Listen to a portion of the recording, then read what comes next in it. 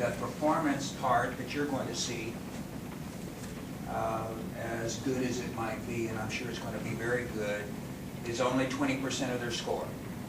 You have to keep that in mind, that the historical significance and their bibliography and their interview is much more important. So you could see a group do a fantastic performance and not necessarily win, and that's the reason for that. So keep that in mind while you're watching this. I'm sure you're going to be entertained, but that's only the 20% part.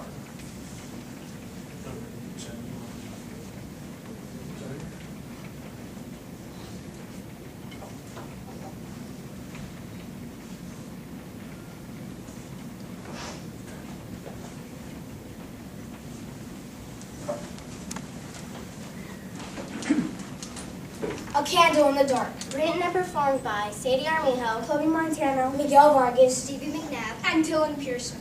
Copenhagen, Denmark. My country has a long history of neutrality during world conflicts. Therefore, it was not surprising that her beloved King Christian signed a non-aggression pact with Germany in 1939. Under no circumstances would Denmark and Germany resort to hostility. That agreement ended on the morning of April 9, 1940.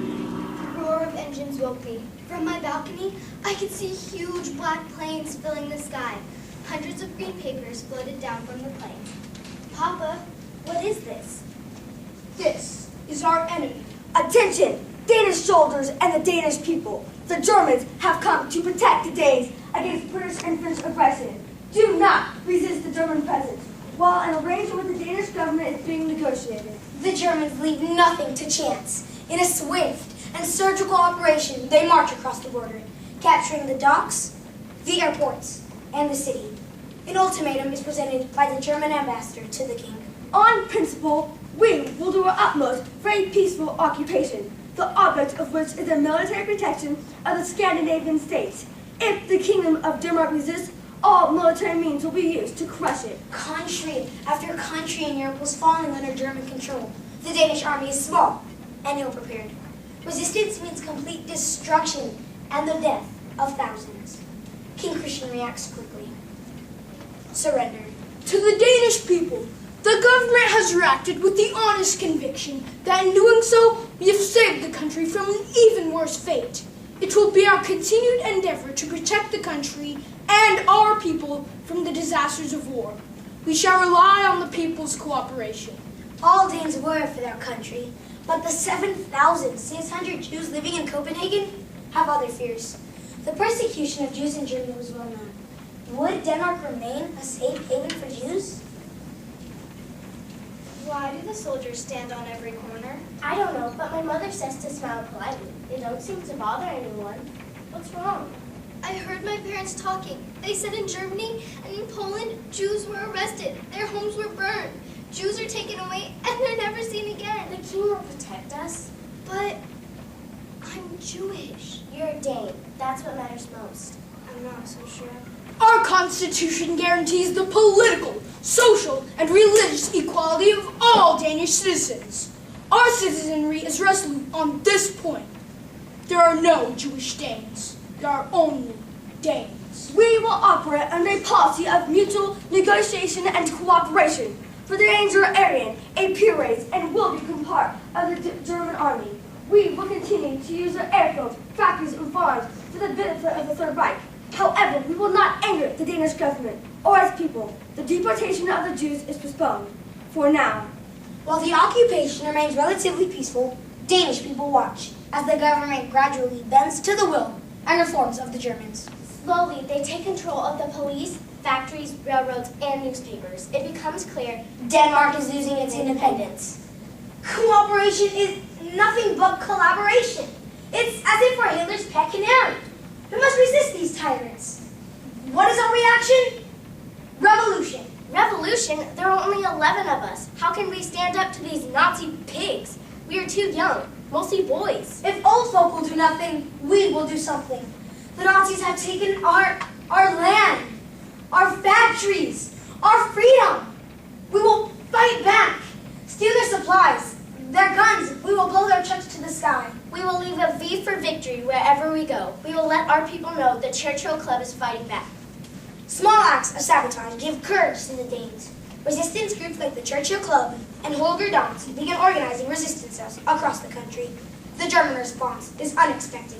The Danish reaction and resistance is a passing phenomenon. It will not weaken our determination. In 1942, 3 separate but important events occur. 1. I replied briefly to his congratulatory birthday telegram, sending the little dictator into a rage. 2. The Germans begin to lose the war in North Africa and in the Soviet Union. 3. The Danish foreign minister signs the Anti-Comintern Pact, an agreement to repel communism. Danish communists are arrested. Several are executed. The pact also requires Denmark to adopt an anti-Jewish policy. These 3 events strengthened the Danish resistance movement. In every city, on every front, German interests are attacked. Massive labor strikes bring German war factories to a standstill. German military equipment is destroyed. The ships are bombed, railway lines are dismantled. The Danish government can no longer maintain peace and order. These disturbances are aimed directly at the heart of Germany. Denmark is now an enemy territory. Martial law is declared. Shut down the government. Surround the palace. The government of Germany has defiled the Danish constitution. We abandoned the policy of cooperation. The government submits its resignation.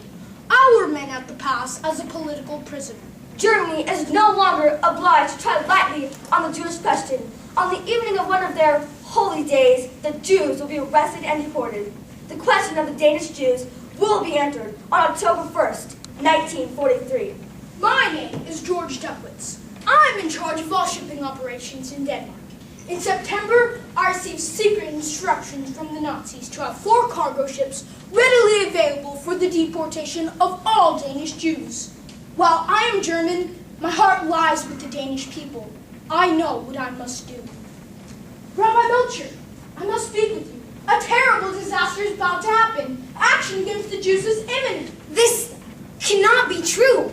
We have assurances from the government. The Nazis have been lying to all of us. This information is from the highest source. You must warn your people. I do not believe it. Sir, it is at great personal risk that I come to you. You must tell all of the Jewish people to go into hiding. But you must hurry. There isn't much time. Where will we go? Go to your friends, your neighbors. From tonight on, the Jews cannot stay in their homes. News of the planned raid spread quickly. Jews not only warned other Jews, but they told their Christian friends too. In a unified reaction, ordinary Danes stood as a living wall to protect their countrymen. The Jews disappeared into Protestant churches, summer cottages, and hospitals. After a 2-day raid, 478 Jews were arrested. Still, 95% of the Danish Jews had evaded capture. While the Germans reported Denmark as Judenrein, cleansed of all Jews, the Danes knew that the raid was almost a complete failure. However, the Jews could not be kept hidden forever. Sweden, a short distance across the Sound, provided the only escape route. Would Sweden be willing to accept thousands of Danish refugees? Niels Bohr, a Danish physicist, had been smuggled by the Danish underground to safety in Sweden.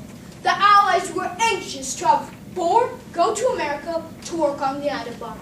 However, Bohr refused to leave Sweden unless the government provided sanctuary to the Danish Jews. Within hours, Sweden agreed.